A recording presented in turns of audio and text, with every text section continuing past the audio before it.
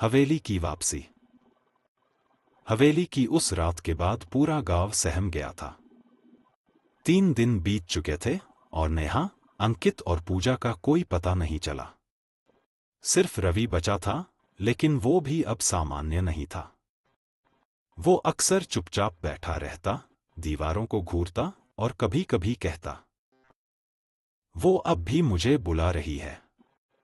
गांव के पंडित ने बताया कि हवेली में एक औरत की आत्मा फंसी है। वो पहले उस हवेली की मालकिन थी, जिसका नाम राधिका देवी था।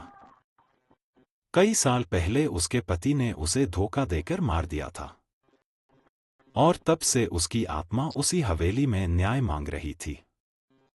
रवि ने ठान लिया कि वह अपने दोस्तों को वापस लाएगा, चाहे कुछ भी हो जाए।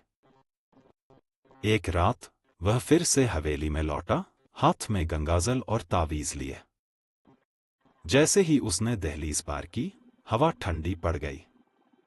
दिए अपने आप बुझ गए और हवेली की दीवारें जैसे कराहने लगीं।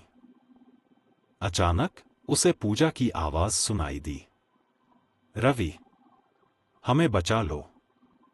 वो आवाज तहखाने की तरफ से आ रही थी। रवि नीचे उतरा और देखा कि उसके तीनों दोस्त दीवार में जैसे फंसे हुए थे। उनके चेहरे डर से सफेद और आंखें खुली हुईं।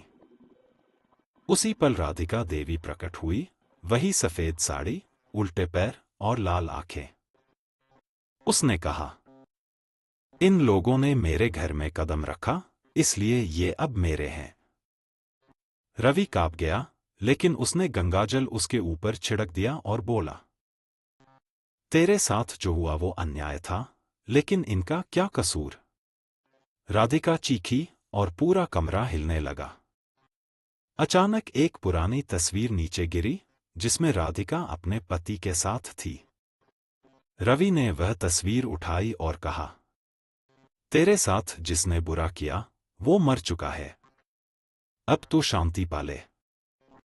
राधिका की आंखों से आंसू बहने लगे। धीरे धीरे उसका चेहरा शांत हुआ और वह धुएं में विलीन हो गई। दीवार में फंसे तीनों दोस्त जमीन पर गिर पड़े, जिंदा लेकिन बेहोश। सुबह जब सब जागे, हवेली राख में बदल चुकी थी। लेकिन गांव वाले कहते हैं, रात में जब हवा चलती है, तो हवेली की जगह अगरबत्ती की महक आती है, जैसे कोई आत्मा अब चैन से सो रही हो।